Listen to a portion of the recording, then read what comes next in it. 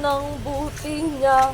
Ayan say lamang, ikaw yung nabuhay sa buhay ko. Ikaw Jane, naman, bukas yung bag mo. lahat ng ang buti. Pakisarado nga po. Ikaw nga lang po yung buo sa buwisit na yan. Ikaw, thank you. Ikaw na ang buti niya para sa'yo.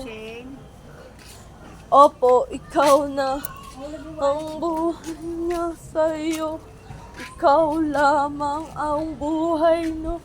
Hindi mo lang ako sinisinta dahil hindi mo ako nilalaman ang buti niya para sa'yo.